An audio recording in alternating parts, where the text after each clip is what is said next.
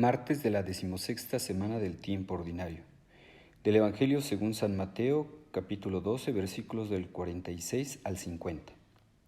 En aquel tiempo, Jesús estaba hablando a la muchedumbre, cuando su madre y sus parientes se acercaron y trataban de hablar con él. Alguien le dijo entonces a Jesús: «Oye, ahí fuera están tu madre y tus hermanos y quieren hablar contigo». Pero él respondió al que se lo decía: «¿Quién es mi madre y quiénes son mis hermanos?». Y señalando con la mano a sus discípulos dijo: «Estos son mi madre y mis hermanos, pues todo el que cumple la voluntad de mi Padre que está en los cielos, ese es mi hermano, mi hermana y mi madre». Palabra del Señor. Gloria a ti, Señor Jesús. Hermanos, en el Nuevo Testamento, con la llegada de Jesús, la misericordia divina deja de ser solo para el antiguo pueblo elegido y se abre para toda la humanidad, porque la voluntad de Dios es que todos los hombres se salven.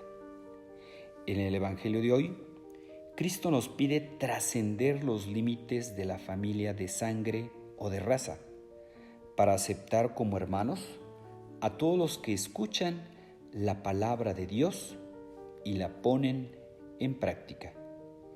De la misma manera, como Dios recibe con los brazos abiertos a cada ser humano, haciéndolo en Cristo su Hijo muy amado.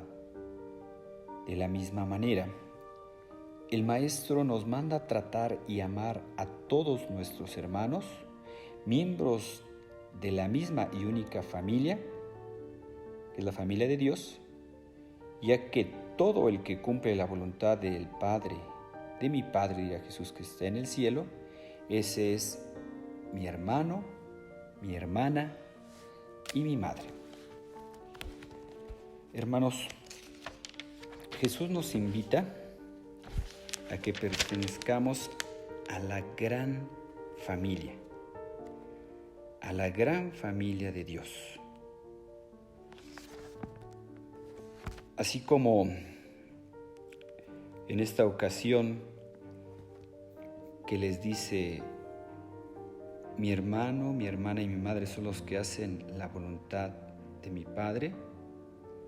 En otra ocasión una mujer le dirá, ¿verdad?, a Jesús, al ver las palabras de Jesús que estaban llenas de vida, le hizo una gran alabanza a Jesús, ¿verdad? Bienaventurado el vientre que te llevó y los pechos que te criaron.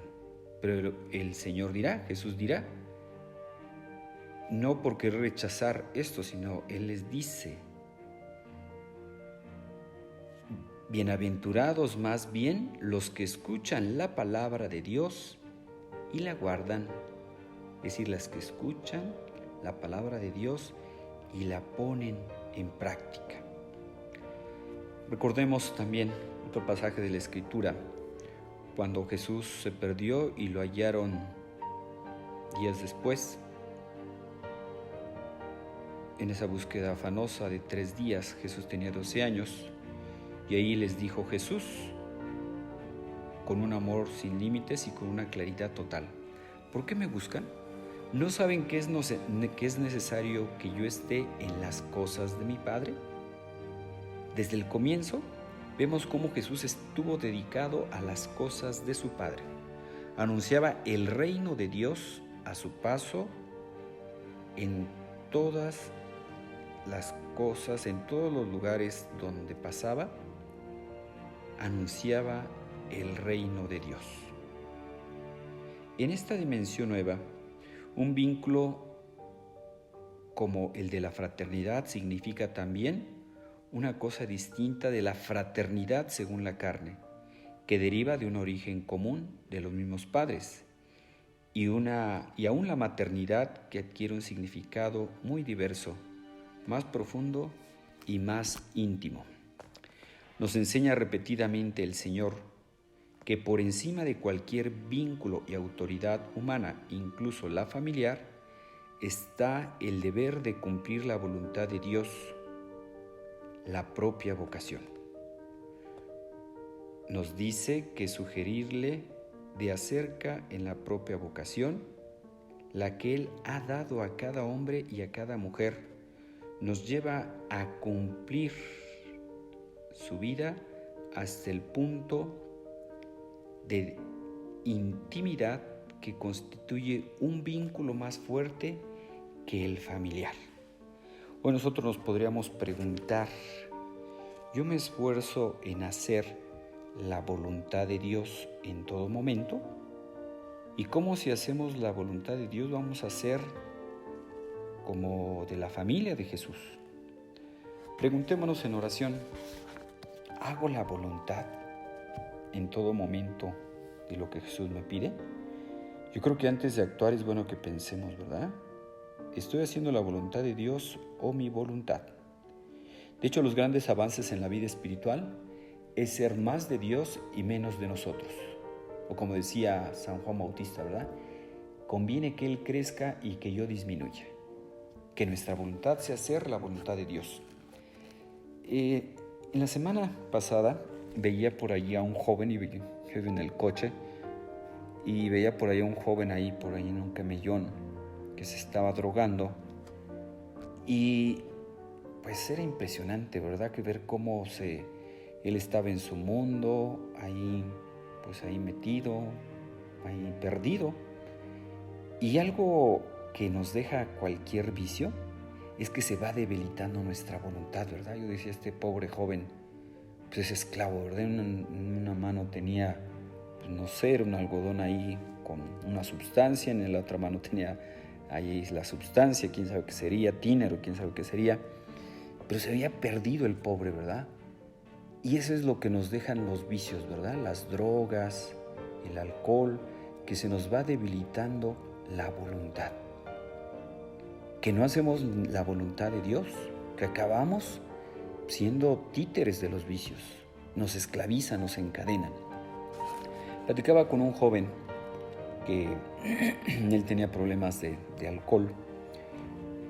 En estos días platicaba con él, también incluso de drogas. Y pues él lo platicaba, ¿verdad? Cómo la voluntad, van perdiendo la fuerza de voluntad, se van esclavizando. Entonces empezó a buscar ayuda este joven, y lo vi en estos días, que me llamó la atención. Y me decía, ¿no? Cómo gracias al deporte, gracias a terapias que fue, pues esto le ayudó mucho. Incluso utilizó un entrenador, es decir, se asesoró de un entrenador para que le ayudara a entrenarse para su primer maratón. Y él decía, ¿verdad? Desde que me estoy entrenando para un maratón, ya no me desvelo, ya no fumo, ya no tomo, ya no me drogo, ya soy más responsable en mi trabajo.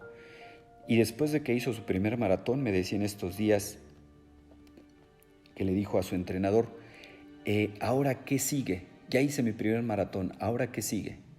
Dice, lo que sigue ahora es que hagas del deporte un estilo de tu vida. El deporte fortalece nuestra voluntad. Leía por ahí en un deportivo que decía, en el deporte el enemigo a vencer es uno mismo. El deporte ayuda a fortalecer nuestra voluntad. La oración nos ayuda a descubrir la voluntad de Dios y nos da la fuerza para poderla cumplir. Pues pidamos, hermanos, al Señor que escuchemos su palabra y que la pongamos en práctica. Les deseo que tengan un feliz día. Que Dios los bendiga.